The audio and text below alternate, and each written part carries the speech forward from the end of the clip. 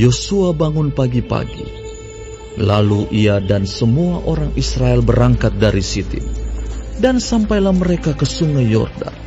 Maka bermalamlah mereka di sana sebelum menyeberang. Setelah lewat 3 hari, para pengatur pasukan menjalani seluruh perkemahan dan memberi perintah kepada bangsa itu.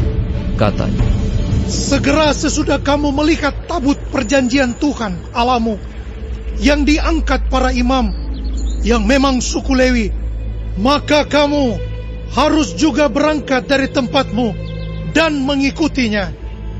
Hanya antara kamu dan tabut itu harus ada jarak kira-kira 2000 hasta panjangnya. Janganlah mendekatinya. Maksudnya, supaya kamu mengetahui jalan yang harus kamu tempuh, sebab jalan itu belum pernah kamu lalui dahulu. berkatalah Yosua kepada bangsa itu, kuduskanlah dirimu, sebab besok Tuhan akan melakukan perbuatan yang ajaib di antara kamu. Dan kepada para imam itu Yosua berkata, demikian. Angkatlah tabut perjanjian dan menyeberanglah di depan bangsa itu. Maka mereka mengangkat tabut perjanjian dan berjalan di depan bangsa itu. Dan Tuhan berfirman kepada Yosua, pada hari inilah aku mulai membesarkan namamu di mata seluruh orang Israel, supaya mereka tahu bahwa seperti dahulu aku menyertai Musa, demikianlah aku akan menyertai engkau. Maka kau perintahkanlah kepada para imam pengangkat tabut perjanjian itu demikian. Setelah kamu sampai ke tepi air sungai Yordan, haruslah kamu tetap berdiri di sungai Yordan itu. Lalu berkatalah Yosua kepada orang Israel, datanglah dekat dan dengarkanlah firman Tuhan Allahmu. Lagi kata Yosua, dari hal inilah akan kamu ketahui bahwa Allah yang hidup ada di tengah-tengah kamu, dan bahwa sungguh-sungguh akan dihalaunya orang Kanaan, orang Het, orang Hewi, orang Feris, orang Girgasi, orang Amori, dan orang Yebus itu dari depan kamu. Sesungguhnya tabut perjanjian Tuhan semesta bumi berjalan menyeberang di depan kamu, masuk ke sungai Yordan.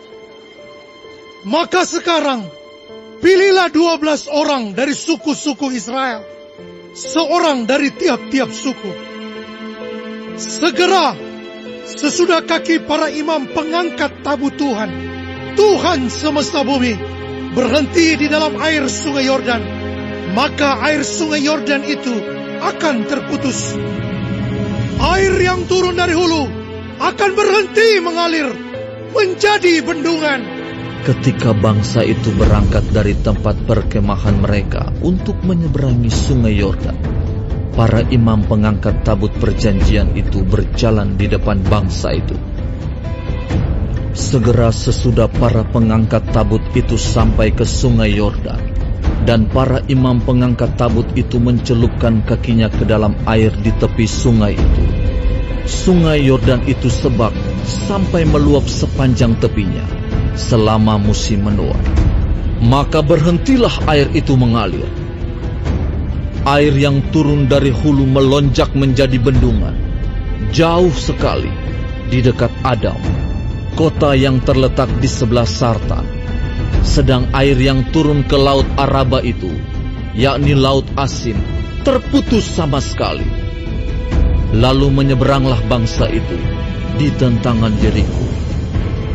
Tetapi para imam pengangkat tabut perjanjian Tuhan itu tetap berdiri di tanah yang kering, di tengah-tengah sungai Yordan, sedang seluruh bangsa Israel menyeberang di tanah yang kering, sampai seluruh bangsa itu selesai menyeberangi sungai Yordan.